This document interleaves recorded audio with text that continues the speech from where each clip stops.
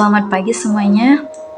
Di sini saya akan menjelaskan atau akan melakukan presentasi dengan mata kuliah Linguist Testing and Evaluation. Judul materinya adalah Teknik Evaluasi Hasil Belajar. Evaluasi hasil belajar adalah metode dan alat yang digunakan dalam rangka melakukan evaluasi hasil belajar. Di teknik evaluasi hasil belajar ini, pertama ada prinsip-prinsip dasar evaluasi.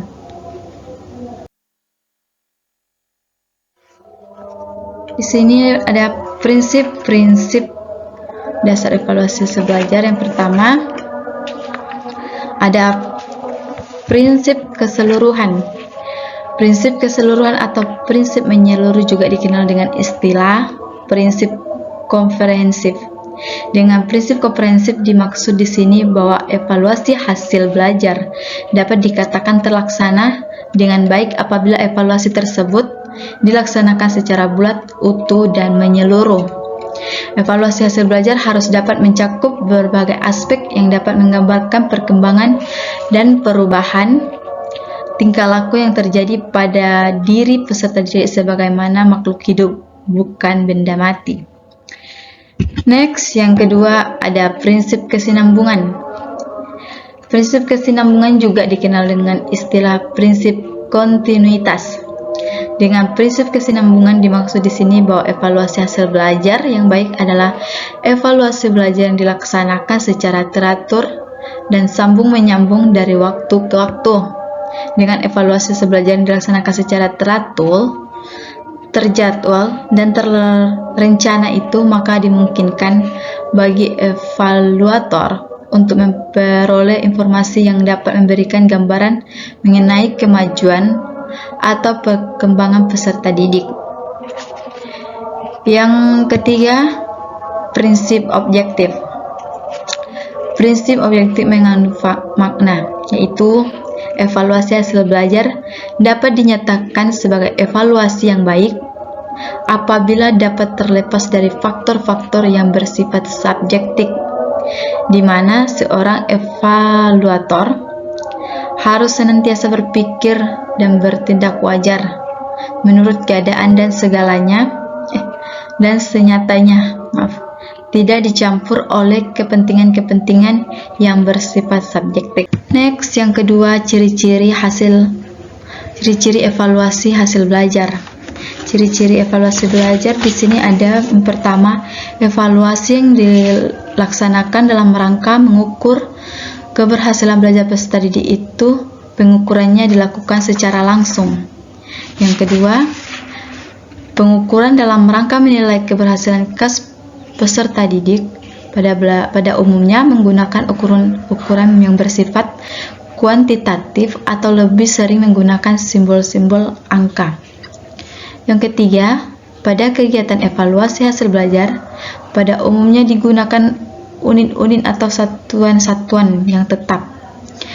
Yang keempat, prestasi belajar yang dicapai oleh para peserta didik dari waktu ke waktu adalah bersifat relatif, dalam arti bahwa hasil-hasil evaluasi terhadap keberhasilan belajar peserta didik itu pada umumnya tidak selalu menunjuk kesamaan.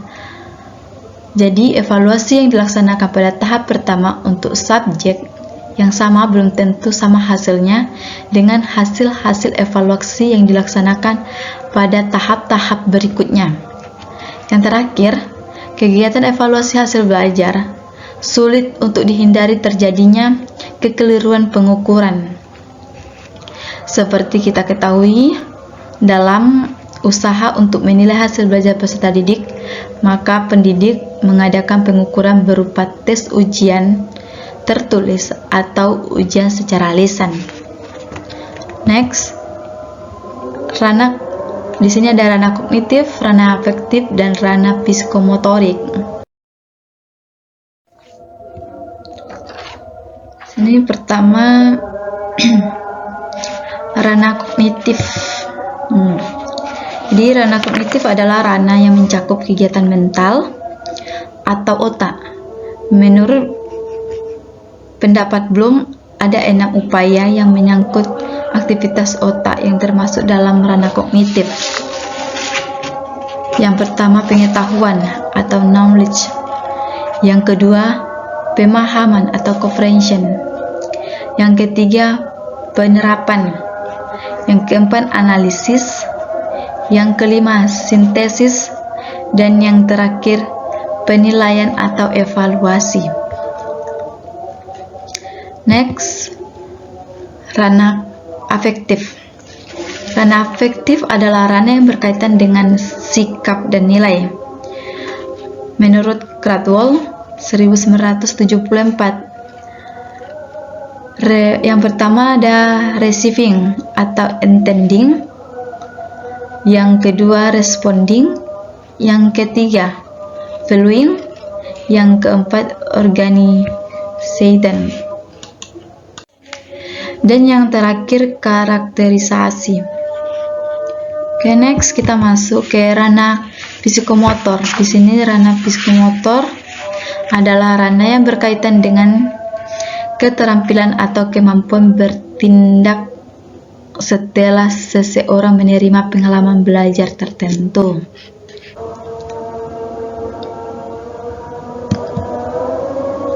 Next, berikutnya ada langkah-langkah pokok dalam evaluasi hasil belajar.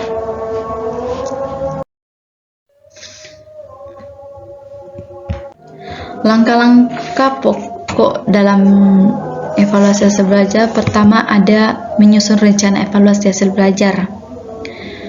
Yang kedua, menghimpun data. Yang ketiga, melakukan verifikasi data. Yang keempat, mengelola dan menganalisis data. Yang kelima, memberikan interpretasi dan menarik kesimpulan. Dan yang terakhir, tindak lanjut evaluasi.